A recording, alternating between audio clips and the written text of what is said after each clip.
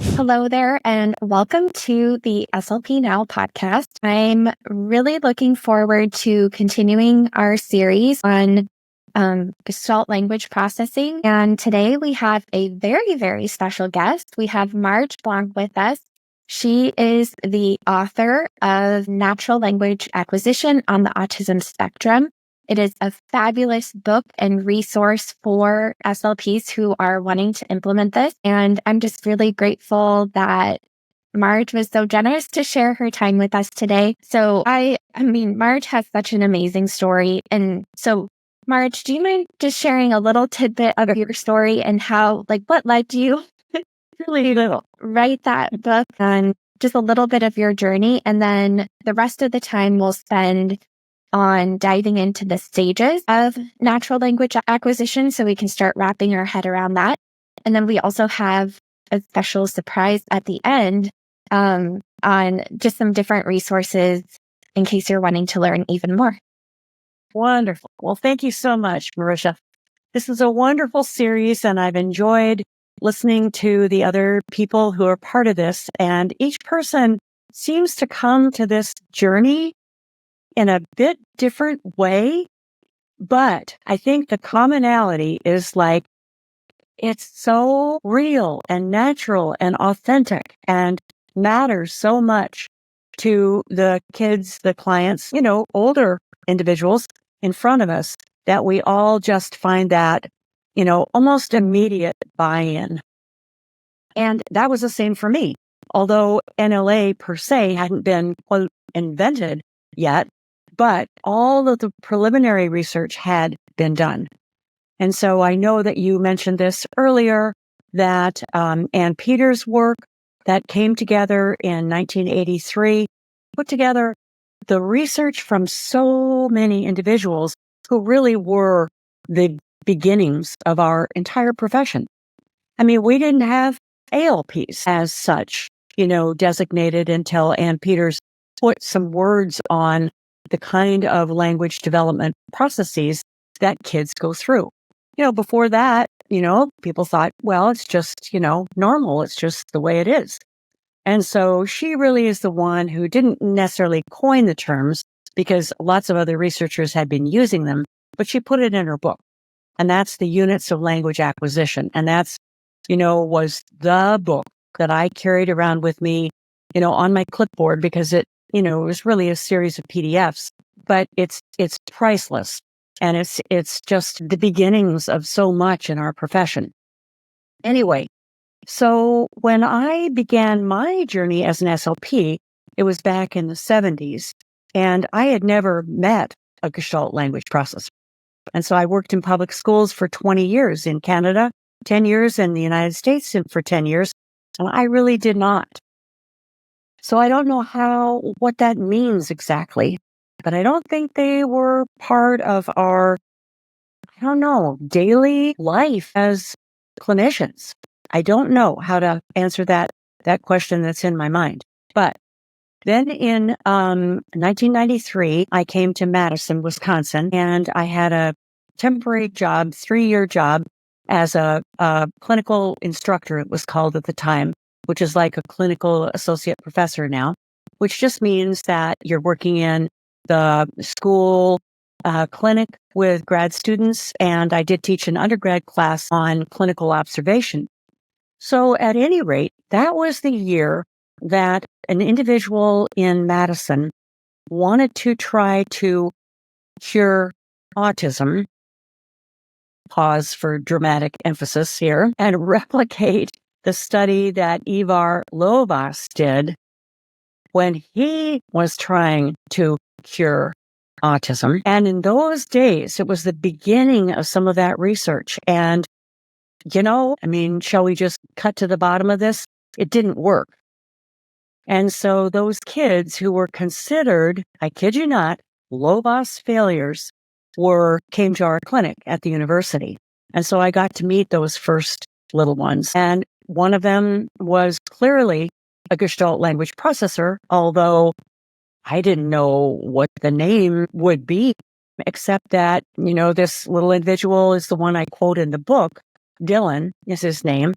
who would say, "Get out of here." And I'd say to his mom, "Wow, that's quite a chunk of language, Where did that come from?" Because you knew it wasn't self-generated. You just knew that. I mean, he was not yet 4 years old, and "let's get out of here" with all that vehemence, wasn't really in his wheelhouse at the time.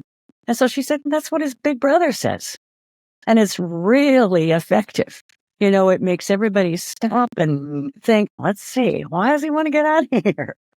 And then the other one that he said a lot was "want some more," which, you can hear the mom saying, or the dad or the teacher saying, "Want some more?" And the child who's echoing, because this is delayed echolalia, like after the fact. What did Big Brother say that caused so much attention? What did Mom say that got you more milk? You say, "Want some more?" And that's what Dr. Barry Prezant did his research on, that was also published in 1983. And it was exactly that stage one, and he called it that. He had 4 stages of language development for children who use a Gestalt language process. Stage 1 is exactly that. Echoing or repeating language that has been heard before under meaningful situations that cause great excitement or sadness. Or one of the ones that people always hear kids say is, "Are you okay?" when they fall down. And it doesn't mean that they're okay. It means whatever they felt when the parent said, as they fell, "Are you okay?" And it could mean, "No, I'm really badly hurt." It could mean, "I want to feel okay, but I don't right at this moment." It could mean, "Mom, please say that again, because I'd really love for you to recognize that I am not okay." So that's one of the classic gestalts that is part of stage 1 that Barry Prezant identified in his 1983 article. So it's a language, and you've talked about this in some of the other podcasts, but it's language that has been grasped in another situation as meaningful, picked up voluntarily. This is all spontaneous. This isn't anything taught or, instructed or say this or repeat after me, but it's picked up voluntarily and used spontaneously in another situation. And like you already know, obviously, it's not to be taken necessarily literally. Sometimes it is. "Let's get out of here" really meant, "let's get out of here." But it also meant, "Come on, guys. Like, can you hurry? Can you get some more paint? Can you let me get a drink of water?" It can mean, a myriad of other things besides the one literal one.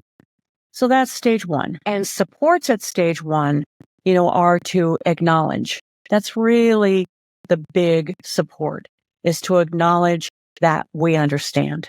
We may not understand literally. Like, "Are you okay?" You're scratching your head. Like, well, does she really mean that it hurts? Does she want me to, kiss the boo-boo? Does she want me to just ignore it and move on to the next fun thing? We can't see inside the minds of our kids, obviously, but it's a good clue. It's a good clue. And sometimes people say, "Oh, it's so complicated." Like, others of your guests have said, it's not that we need to acknowledge exactly what it means at that moment. But what we do want to acknowledge is we understand that is meaningful language. And when we understand that it's meaningful language, that's all we really need to acknowledge to get that, what we would call the bingo eye contact that says, "Ooh, this person gets me." That's just about all we really need to do. And then we can prove our acumen as, detectives after that.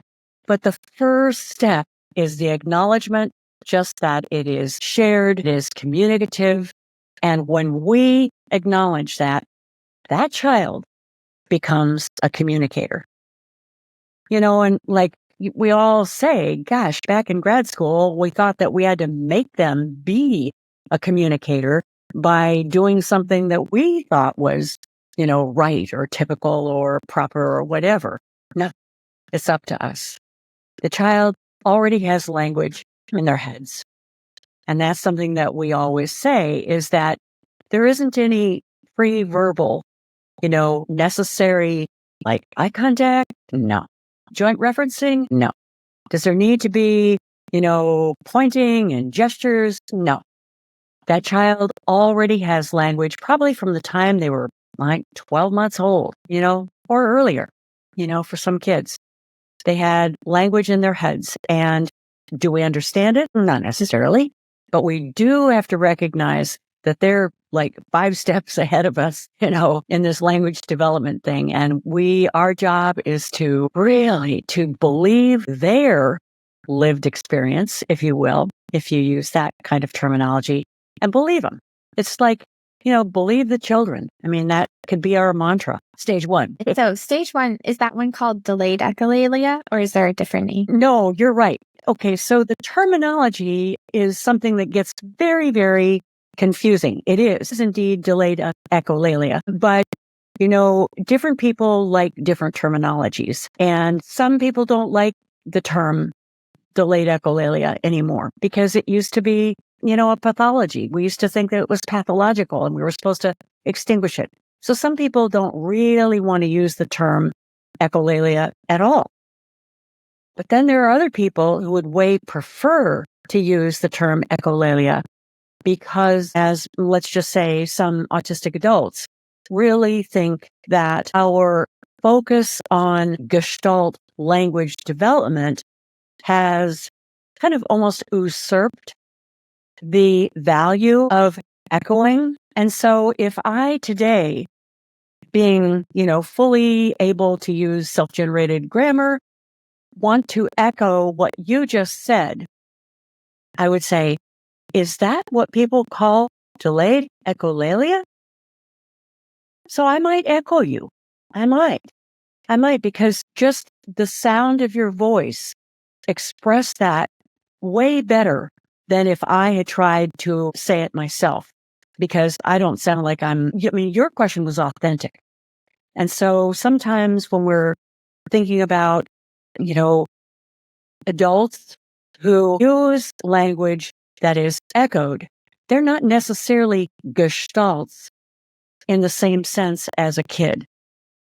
For a kid, let's get out of here could not have been broken down. But when I echoed you and said, is that what they call delayed echolalia? I can break that down.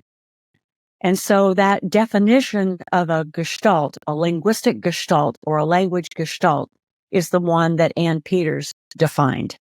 And so sometimes we have to differentiate between, are we talking about development, language development, or are we talking about later on when I choose to echo you or, anyone else who I might quote, if you will. But generally speaking, yes. Okay, great. So stage 1 is delayed echolalia, and that's when kiddos are using these gestalts and they can't be broken down. And the best thing that we can do as clinicians is acknowledge the communication.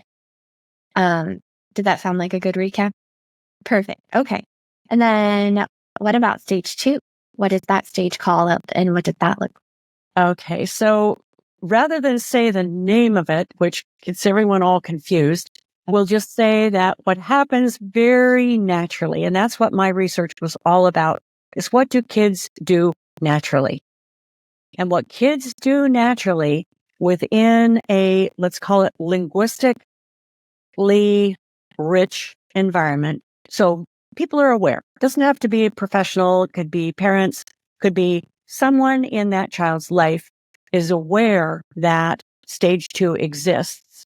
Stage 2 is when there are enough gestalts in that child's head that they can find the commonalities and either break down a long gestalt, like, a whole movie.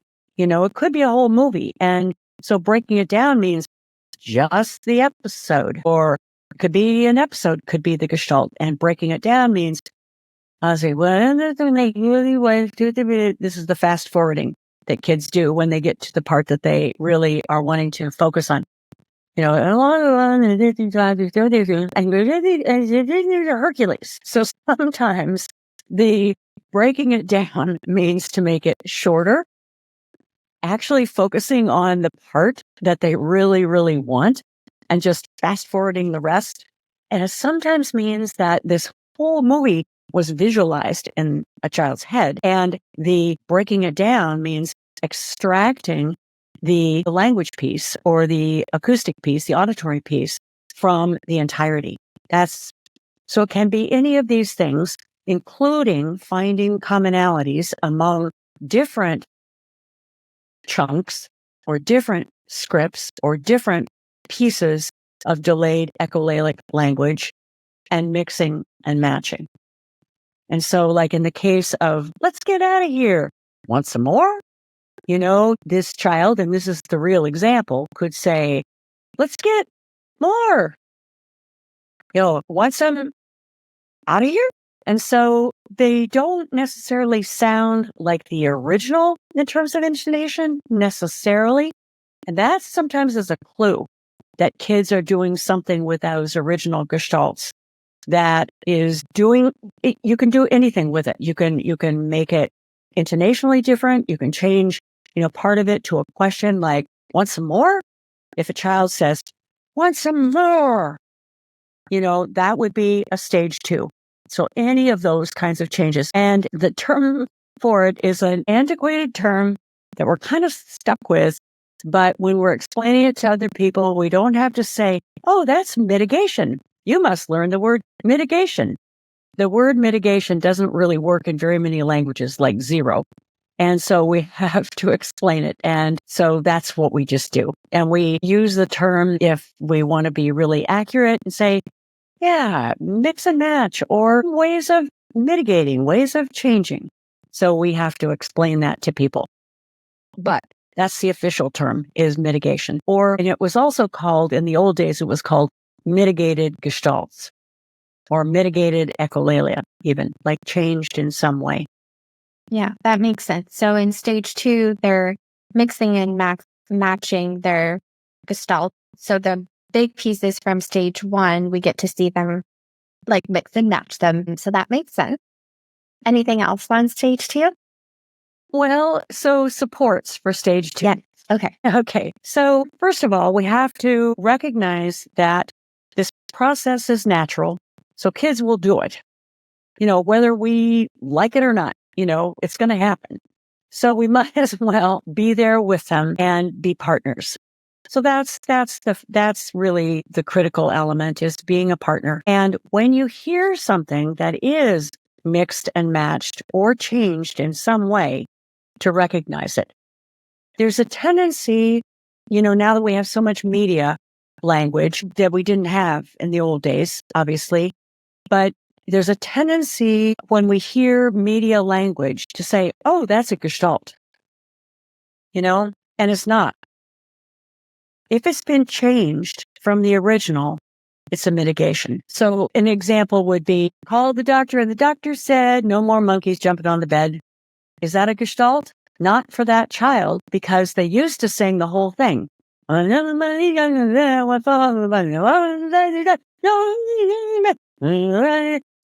unintelligible, but the child sang the whole thing. So when they can sing just a part of it, it's a mitigation. So that's, I suppose, one thing that we should be aware of, is that because it's from media doesn't make it automatically a gestalt. Yeah, that makes sense. And then anything else for stage 2? Or should we go on to 3? Okay. Oh, no, that brings up one other really important thing. So kids at stage 1, little kids at stage 1 are just absolutely not intelligible. We can't ever say, oh, no, he's not intelligible, therefore we should do X or Y or Z.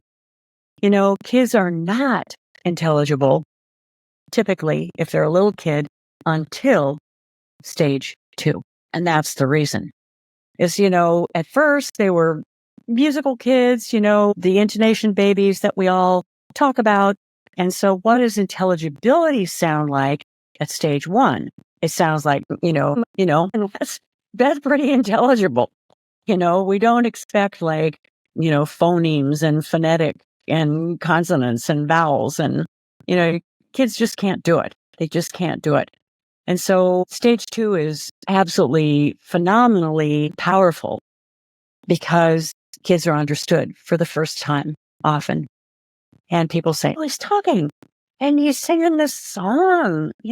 I go back in my memory.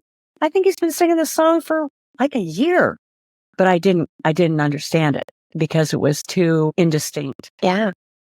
And then did that bring us to stage 3? So what does It does. stage 3 look like? It is. And so basically stage 3 is just another mitigation stage, basically. But it creates the brain shift that, we all have been hoping for when we thought we could, support a child as if they were an analytic processor. Where's that single word? Where's that single word? Well, there it is. And so at stage 3, it happens naturally, just naturally.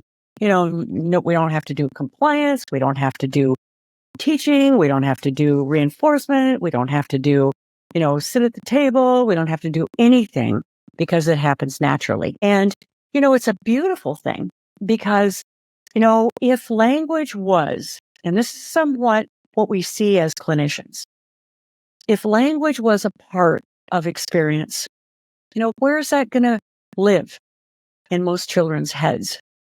Is it going to be left brain, analytic, word plus word, like we've tried to force kids into being? No, we tried that.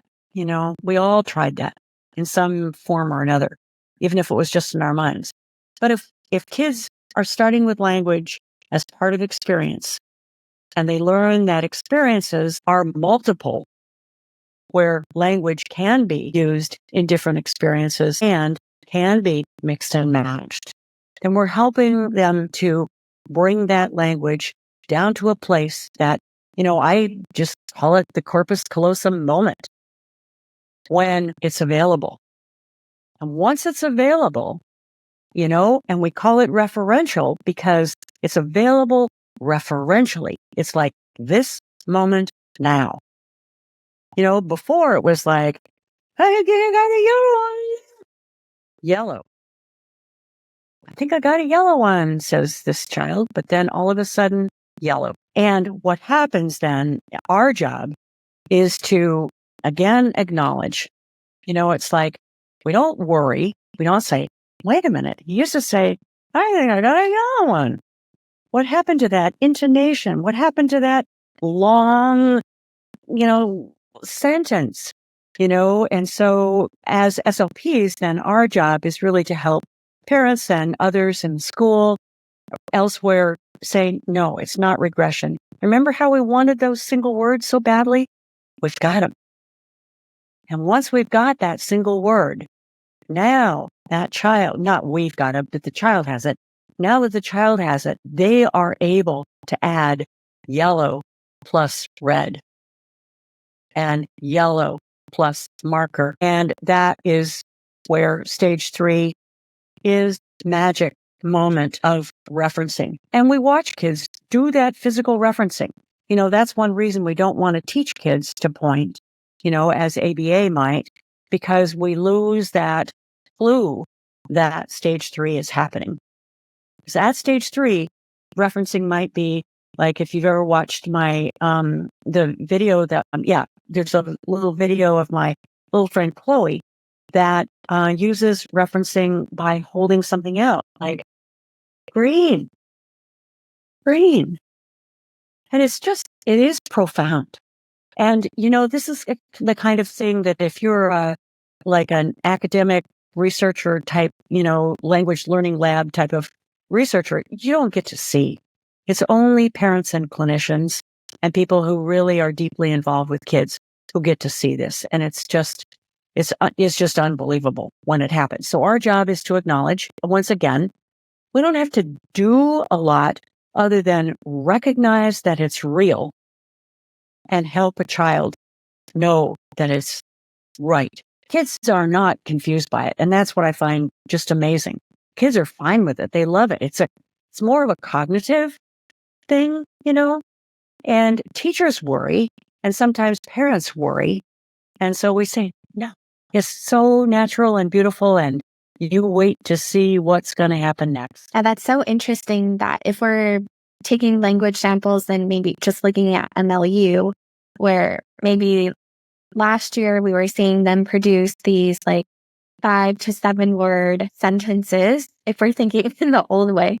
And then now we're seeing single word, like that might, if we don't know about this, that might be kind of concerning. Like, what? Their MLU dropped by 6? But it's actually really, if we're thinking about it in these stages, they're understanding, like they're able to break down those individual words, which then as we get to the future stages, we can use those to read, like to build so many more combinations.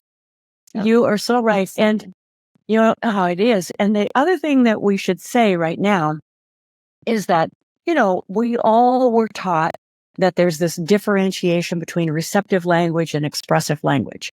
And now we're looking at processing as a unitary phenomenon.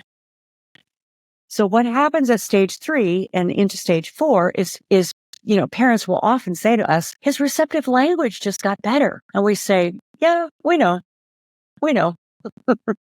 It's language processing. It's all a phenomenon that happens all together. But yes, those single words have individual referential meaning. And like you say, there was no MLU and yellow one, even if we can hear yellow one, it's not individual, just like Ann Peters said. And I always go back to Ann Peters because the definition of a gestalt, you think back to stage 1, is it's unanalyzed. So there aren't, individual words. It's a chunk. It's sort of like an MLU of 1. So what happens next? So in stage 3, they're starting to break down those gestalts into single words or shorter combinations. Then what happens? Like, what do we expect to see next? So what we expect to see next is going to be a little bit age dependent. I mean, all of these things, we have to always put into context, the age of the child, what the background, of the child was. Were they taught to say certain things, which gets it all a bit confusing. And we'll come back to that, at another time. But anyway, let's skip over that for right now. But let's just look at natural language and the natural language they picked up from their environment. And so what we look at then next is a natural movement from stage 3, which is like, fun, marker,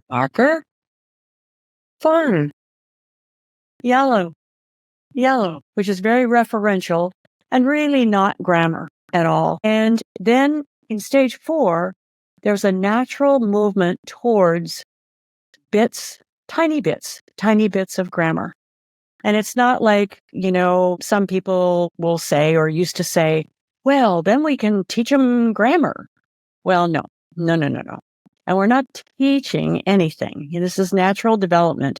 So we are supporting. And we use something that came from the old research on syntactic development called developmental sentence types, DST, and developmental sentence scoring, DSS, which were part of this whole phenomenon back in the 60s and 70s, where natural grammar development was recorded and normed, actually, on ALPs. But our research showed that it's exactly the same for GLPs.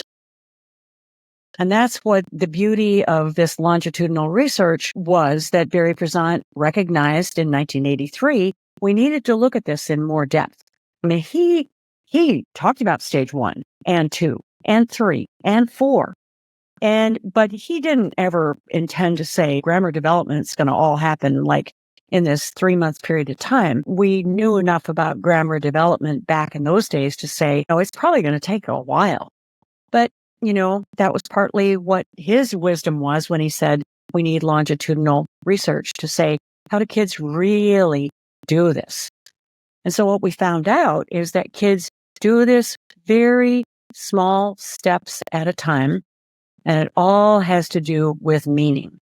In the vernacular that we, all learned in grad school, it has to do with semantic relationships. What are the relationships among qualities that are meaningful? And grammar, when you think about grammar, you think that's all it is, really, is just a way to put words with concepts. So anybody who says, oh, now we get to teach grammar. No, we're never going to teach grammar. There are times when a child is in stage 5 or 6 that one might say, you know what? That's an irregular verb. And you know what? We don't put an ED on the ending of all verbs. So there are some grammar rules that once a child is truly metacognitive, or meta-linguistic, that we might talk about that stuff, but not right away, not at stage 4. At stage 4, it's all about meaning. And then we want to say, as the kid is like looking for the yellow marker, like, where? Marker, lost. Oh, found it. And we want to keep our utterances to match the child, as we always do. So we're going to match, each stage of the way, we're going to match the child. And so right now, this child is just emerging from fun, marker. And so we want to respect that and use grammar judiciously to superimpose on the meaning that they are already expressing or wanting to express. And so, just like we do in other stages, we're going to provide language. We could call it language models, but, that's probably overstating it a little bit. It's more like we're just going to talk, but we're going to be cognizant of where the child is. So it grows slowly. Stage 4 is enormous, and it goes all the way from, fun, marker, my phone, marker, and then we're going to hesitate, spend our time. It's all a bit more deliberate now. Nothing about stage 1 was deliberate. It was the language that comes from somewhere else that is being conjured up for this situation. Stage 2, you might say intentionality increases somewhat. It's a bit more, focused, but it's not really intentional. It's not like, we're not really looking at like executive function or something like that yet. Stage 3 becomes intentional, Stage 4 is. And so one thing that happens at stage 4 is kids often become really pretty disfluent. And it's not like a traditional disfluency. It's not like that. But it's something that if we understand that it's natural, and we understand that it's really linguistic, and there's the term for it is linguistic mazing. And mazing, that all comes from the ALP literature that shows that from a normative standpoint, the numbers of mazes, like reformulations, abandoned utterances, repeated first consonants, repeated words, all of that actually increases as kids get older. ALP kids from from age 3 to age 7. And we have actual norms from that, from the systematic analysis of language transcription, the SALT stuff. And so we think, oh, well, for ALP kids, there's going to be more of that as they develop new grammar. So for GLP kids, we know it's going to be even more than that. So that's what, when we get scared and we hear this, like, yeah, no, yeah,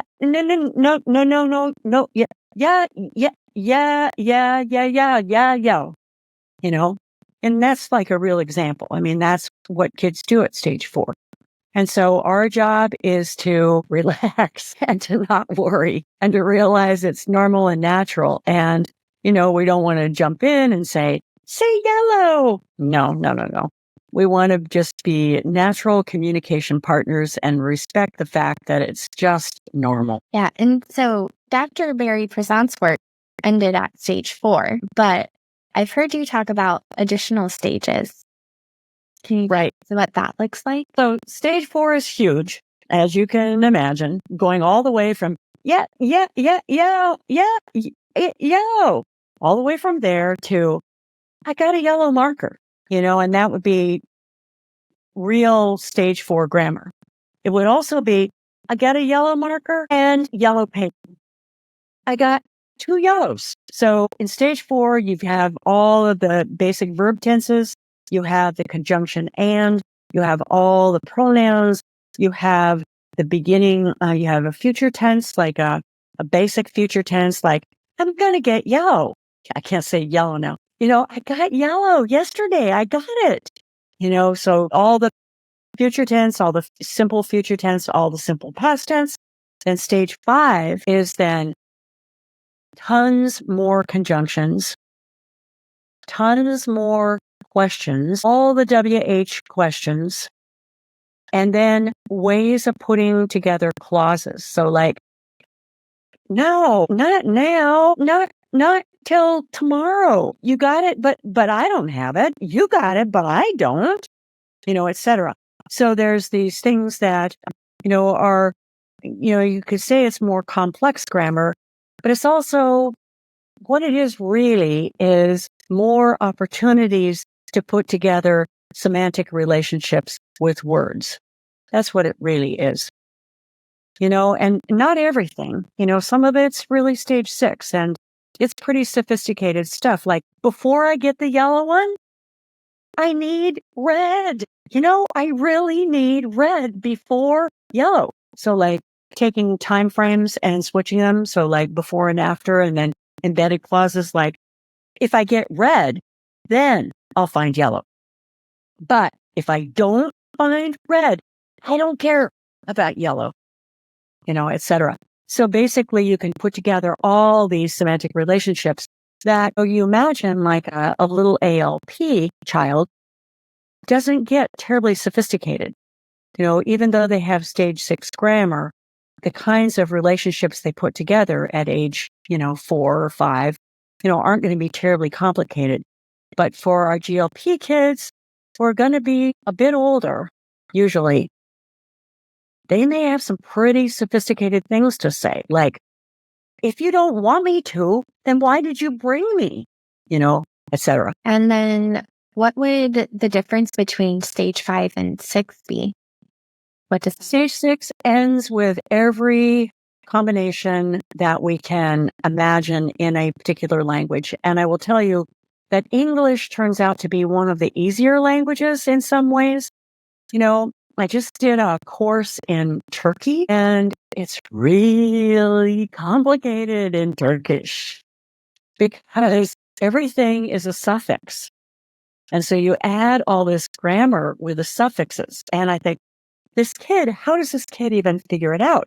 And I say to them, I said to the people, in Turkey, how do kids do this? You read a little bit about Turkish, grammar development, like I did. I picked up Wikipedia right away and I learned a little bit about Turkish grammar. And they say, well, kids in Turkey do this and this and this, but they always miss this and this. And I said to, one of the people, do kids, miss those? And they're like, what? And they would say, yeah, they do, but it's so natural that nobody even thinks of it. So it's like the suffix for the suffix for I and you is built in at the end of the sentence. And some of the suffixes that kids don't get, they do have some statistics for kids who are like developmentally language delayed. And they say, well, they can get the I and the me and the you, but they can't really get like, other ones. And I said, is this true? And they said, we don't even know. I mean, who pays attention to that? You're just a kid. You just pick up on the language around you. Yeah. Okay. Awesome. So that's a super helpful overview. I love that. And then in the show notes, I'll link to your book and Peter's work. And then I'll do a recap of the stages as you went through them. So if anyone listening just wants a quick recap, you can find that. And then Marge, you also mentioned developmental sentence types and developmental sentence scoring. We don't have time to go into all of those things, but I'll link you have some beautiful resources for those things. So I'll include links to like the quick resources and things that you mentioned in case listeners are wanting to dive in. And then another thing that we'll include, Marge is going to be recording super in-depth like series of webinars or videos for us going into even more detail on all things gestalt language processing. And so I'll include a link to that and it'll be free to access, right? Excellent. Well, that'll be a lot of fun. Your platform is just really making a huge difference here, Marisha. Yeah, and I'm just really grateful for your time. And I love your stories because you started, just a quick recap, you started working at the university, you were introduced to Dr. Barry Prezant's work, and you knew that there needed to be more research, but you wanted it to be very clinically focused. And so you did a lot of work in implementing this and kind of organizing the frameworks, and you've created a really great book to help other clinicians with that. And I don't know, I just think it's such a cool story of how you took this research and brought it into practice and are implementing it and are making it really accessible for other SLPs. Well, thanks, Marisha. And, honestly, it just felt like the thing to do. I mean, Barry Prezant never said to me, now do this, Marge. But that's how the 1983 article ended. And I just thought, oh, well, SLPs are going to, pick up the charge and, we're all going to be doing this longitudinal qualitative research. And I didn't realize that other people weren't doing it. I had no idea. I honestly had no idea. So I didn't consider myself, different or unusual. And our clinic really lent itself to that. I mean, we started, at the university, with this individual I was telling you about, Dylan. And then, by the time I left that job, parents were saying, what are we going to do now? And I said, I don't really know. But I think we need a place maybe to do this in. And we need some slides, I think, and we need some sandboxes and things like that. And so that was when my clinic was born. And it was right next to campus at the time because I was used to working with students. And so we just kind of continued that. My partner and I continued that kind of way of doing things until the kids got bigger. And so after 3 years, we realized that the slide, this little, whatever it's called, play skills slide, wasn't enough resistance to climb up and get well regulated. So we needed a really tall slide, which meant we needed a really tall loft. So we moved into a new space in 2000. And then in 2003, then we became a nonprofit. And that really, really helped because then people could donate for scholarships and we could continue things. So we had a lot of luxuries, I will just say. I mean, not that we set up the clinic very quickly. It took years and years, as you can imagine. But we can talk about that another time. We can talk a little bit more about regulation. Oh my goodness, there is so much to dive into here. But I'm super excited that we'll have that in-depth video series where we can talk about all the things and finally do the topic justice. But hopefully this was a nice intro for SLPs listening. And then again, for listeners, check out the show notes for the quick overview and links to resources, including the more in-depth videos. And yeah, I think that's a wrap for today. Thank you, Marisha. It's been fun.